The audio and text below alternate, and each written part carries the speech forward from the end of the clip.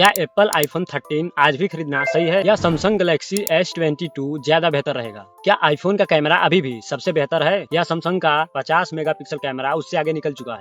आज हम step by step compare करेंगे कैमरा, डिस्प्ले, गेमिंग, बैटरी और परफॉर्मेंस को। और इस वीडियो के एंड में मैं भी बताऊंगा कि कौन सा फोन किस टाइप के यूजर को खरीदना चाहिए। तो चलिए सबसे पहले बात करते हैं डिजाइन और बिल्ड क्वालिटी की, क्योंकि यही वो चीज है जो आप रोज अपने हाथ में महसूस करते हैं। अगर हम एप्पल के आईफोन 13 को देखें तो एप्पल ने इसमें फ्लैट एज डिजाइन दिया है, यानी इसके किनारे बिल्कुल सीधे और थोड़े शार्प हैं, जिससे हाथ में फोन थोड़ा सॉलिड और प्रीमियम फील देता है। इसके पीछे ग्लास बैक मिलता है और सामने एप्पल का क्रेमिक शील्ड प्रोटेक्शन दिया गया है। इस फोन का वेट लगभग 174 ग्राम है, इसलिए यह फोन हाथ में लेने पर न ज्यादा भारी लगता है और न ज्यादा हल्का। जब आप इस फोन को अपने हाथ में लेंगे तो यह काफी बैलेंस्ड फील देता है। अब अगर हम सैमसंग गैलेक्सी S22 की बात करें तो भाई सैमसंग ने यहाँ अलग अप्रोच अपनाया है। इस फोन में भी आपको एल्युमिनियम फ्रेम देखने को मिलेगा, बट इसके बैक में गोरिल्ला ग्लास का विक्टस प्लस प्रोटेक्शन दिया गया है। इसके डिजाइन की सबसे खास बात यह है कि यह फोन काफी कम्पैक्ट और हल्का है। इसके वेट की बात की जाए तो लगभग 168 ग्राम है, इसलिए अगर आप एक ऐसा फोन चाहते हैं जो जेब में आसानी से फिट हो जाए और लंबे समय तक हाथ में पकड़ने पर भारी ना लगे, तो सैमसंग यहाँ पे थोड़ा एडवांटेज देता है। सैमसंग में कैमरा मॉड्यूल थोड़ा अलग डिजाइन में मिलता है, जो पीछे के बॉडी के साथ मर्ज होता हुआ दिखता है, जिससे फोन का लुक थोड़ा मॉडर्न दिखता है। अब यहाँ सवाल आता है, अगर आपको चाहिए एप्पल का क्लासिक डिजाइन तो आईफोन 13 बेहतर लगेगा। अगर आपको चाहिए हल्का कॉम्पैक्ट और comfortable phone, Samsung Galaxy S22 ज्यादा प्रैक्टिकल ऑप्शन है। कुल मिलाकर डिजाइन के मामले में दोनों फोन ही बेहतर हैं और यहाँ पर डिजाइन ज्यादातर पर्सनल प्रेफरेंस पे डिपेंड करता है। अब बात करते हैं सबसे इम्पोर्टेंट चीज, डिस्प्ले, क्योंकि जब भी आप फोन इस्तेमाल करते हैं सबसे ज्यादा वही दिखाई देता है। अगर हम एप्पल आईफोन 13 की डिस्प्ले देखें तो इसमें 6.1 inch super retina XDR OLED panel मिलता है। इसका रेजोल्यूशन लगभग 2532 इंटू 1170 पिक्सल है और पिक्सल डेंसिटी करीब 457 ppi है, इसलिए टेक्स्ट और इमेज काफी शार्प दिखाई देते हैं। एप्पल की डिस्प्ले खास तौर से कलर एक्यूरेसी और HDR वीडियो क्वालिटी के लिए जानी जाती है। जब आप नेटफ्लिक्स या फिर यूट्यूब पर HDR वीडियो देखते हैं तो कलर काफी नेचुरल और बैलेंस्ड लगते हैं, लेकिन यहाँ एक ड्रॉबैक भी है। इस फोन में अभी भी 60 Hz रिफ्रेश रेट मिलता है। इसका मतलब स्क्रोलिंग स्मूथ रहती है, लेकिन आज के कई फ्लैगशिप एंड्रॉइड जितनी स्मूथ नहीं लगती। अब अगर हम सैमसंग गैलेक्सी S22 की बात करें तो इसमें भी 6.1 इंच डायनेमिक एमोलेड डिस्प्ले मिलता है, जिससे स्क्रोलिंग, एनिमेशन और गेमिंग काफी स्मूथ फील होते हैं। ब्राइटनेस की बात करें तो सैमसंग की स्क्रीन लगभग 150 की नीट तक पीक ब्राइटनेस दे सकती है, इसलिए तेज धूप में भी स्क्रीन आसानी से दिखाई देती है। अब यहाँ सवाल आता है, अगर आपको चाहिए सबसे एक्यूरेट कलर और मूवी वॉचिंग एक्सपीरियंस तो एप्पल आईफोन 13 बेहतर लगेगा, लेकिन अगर आपको चाहिए स्मूथ स्क्रोलिंग, गेमिंग और ज्यादा ब्राइट डिस्प्ले तो सैमसंग गैलेक्सी S22 यहाँ थोड़ा आगे निकल जाता है। कुल मिलाकर दोनों में डिस्प्ले क्वालिटी बहुत अच्छी है, लेकिन स्मूथनेस के मामले में सैमसंग और कलर कंसिस्टेंसी के मामले में आईफोन थोड़ा बेहतर है। अब बात करते हैं सबसे इम्पोर्टेंट चीज, परफॉर्मेंस की, क्योंकि यही तय करता है कि फोन कितना फास्ट और स्मूथ चलेगा। अगर हम एप्पल के आईफोन 13 की बात करें तो इसमें एप्पल का A15 बायोनिक चिपसेट मिलता है। यह एक 6 कोर प्रोसेसर है जो एप्पल के ऑप्टिमाइज iOS के साथ काम करता है। बेंचमार्क टेस्ट में भी यह चिप काफी पावरफुल साबित हुई है। गीक बेंच टेस्ट में भी आईफोन 13 का सिंगल कोर स्कोर लगभग 1868 और मल्टी कोर लगभग 4436 तक जाता है, जो कई एंड्रॉइड फ्लैगशिप फोन से भी ज्यादा है। एंड्रॉइड सेंट्रल, इसका मतलब क्या है, जब आप हैवी ऐप, वीडियो एडिटिंग या मल्टीटास्किंग करते हैं तो आईफोन काफी स्मूथ और लैग फ्री एक्सपीरियंस देता है। अब अगर सैमसंग गैलेक्सी S22 की बात करें तो इसमें स्नैपड्रैगन 8 Gen 1 प्रोसेसर मिलता है, जो क्वालकॉम का फ्लैगशिप चिपसेट है। इसमें 8 कोर CPU और एड्रेनो 730 GPU मिलता है, जो खास तौर पर गेमिंग और ग्राफिक परफॉर्मेंस के लिए जाना जाता है। लेकिन बेंचमार्क कंपैरिजन में देखा गया है कि CPU परफॉर्मेंस में एप्पल का A15 बायोनिक करीब 30 से 40% तक ज्यादा पावरफुल हो सकता है, खासकर सिंगल कोर टेस्ट में।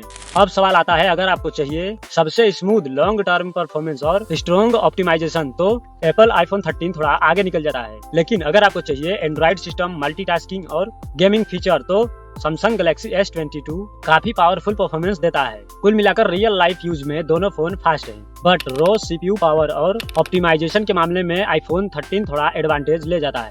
अब आते हैं सबसे इम्पोर्टेंट कंपैरिजन पर, जो है कैमरा। अगर हम एप्पल आईफोन 13 की बात करें तो इसमें डुअल कैमरा सेटअप मिलता है। 12 megapixel main camera, 12 megapixel ultra wide camera. Apple का कैमरा खास तौर पर नेचुरल कलर और वीडियो क्वालिटी के लिए जाना जाता है। इसमें सेंसर शिफ्ट स्टेबलाइजेशन और डॉल्बी विजन HDR वीडियो मिलता है, जिससे वीडियो काफी स्मूथ और सिनेमैटिक लगती है। इसके अलावा इसमें सिनेमैटिक मोड भी मिलता है, जिससे वीडियो में बैकग्राउंड ब्लर और फोकस शिफ्ट ऑटोमेटिकली हो जाता है। अब अगर हम सैमसंग गैलेक्सी S22 की बात करें तो इस फोन में ट्रिपल कैमरा सेटअप मिलता है। 50 megapixel main camera, 12 megapixel ultra wide और 10 मेगापिक्सल टेलीफोटो कैमरा 3 गुना ऑप्टिकल जूम देता है। यहाँ सैमसंग का बड़ा एडवांटेज है जूम कैमरा। S22 में 3 गुना ऑप्टिकल जूम और AI बेस्ड जूम मिलता है, जिससे दूर की फोटो ज्यादा क्लियर आती है। अब सवाल आता है, अगर आपको चाहिए बेस्ट वीडियो रिकॉर्डिंग कैमरा और नेचुरल फोटो तो आईफोन बेस्ट रहेगा, लेकिन अगर आपको चाहिए जूम फोटोग्राफी और वर्सटाइल कैमरा सिस्टम तो सैमसंग गैलेक्सी S22 ज्यादा बेहतर रहेगा। तो कैमरा चॉइस तो आपके जरूरत पे डिपेंड करता है। अब बात करते हैं गेमिंग परफॉर्मेंस की, क्योंकि आजकल बहुत सारे लोग फोन लेते समय सबसे पहले यही देखते हैं कि उसमें गेमिंग कैसी चलेगी। अगर हम एप्पल आईफोन 13 की बात करें तो इसमें A15 बायोनिक चिपसेट और एप्पल का पावरफुल GPU मिलता है। यह प्रोसेसर खास तौर पर हाई परफॉर्मेंस और इफिशियंसी के लिए जाना जाता है। अगर आप इसमें गेम्स जैसे BGMI, COD मोबाइल, जेंसिन इम्पैक्ट चलाते हैं तो आपको ज्यादातर समय स्टेबल FPS और स्मूथ गेम प्ले देखने को मिलेगा। एग्जाम्पल के लिए BGMI जैसे गेम प्ले में आप HDR ग्राफिक और अल्ट्रा फ्रेम रेट तक का ऑप्शन यूज कर सकते हैं और गेम प्ले काफी स्मूथ रहता है।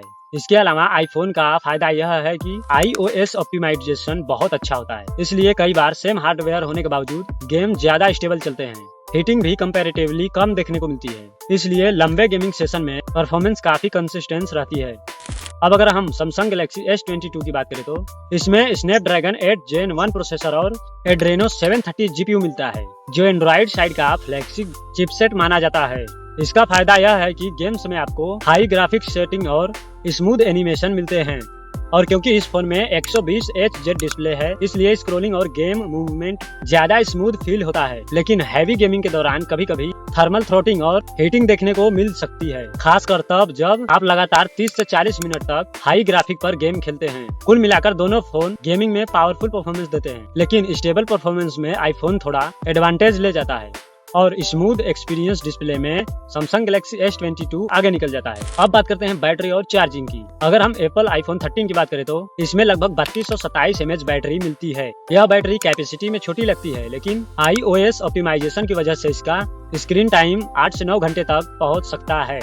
अब अगर हम सैमसंग गैलेक्सी S22 देखें तो इसमें 3700 mAh बैटरी मिलती है और यह 25 वाट फास्ट चार्जिंग सपोर्ट करता है। चार्जिंग स्पीड में सैमसंग थोड़ा एडवांटेज देता है, जबकि आईफोन को लगभग 90 मिनट लगते हैं। लेकिन बैटरी लाइफ टेस्ट में देखा गया है कि आईफोन 13 कई बार ज्यादा लंबा बैकअप देता है, क्योंकि इसका प्रोसेसर ज्यादा इफिशियंट है। मतलब बैटरी बैकअप बराबर आईफोन, फास्ट चार्जिंग बराबर सैमसंग। अब बात करते हैं सबसे लास्ट टॉपिक, सॉफ्टवेयर एक्सपीरियंस के बारे में, क्योंकि यही तय करता है कि फोन इस्तेमाल करते समय कितना स्मूथ और कंफर्टेबल फील मिलेगा। अगर हम एप्पल आईफोन 13 की बात करें तो इसमें एप्पल का iOS ऑपरेटिंग सिस्टम मिलता है।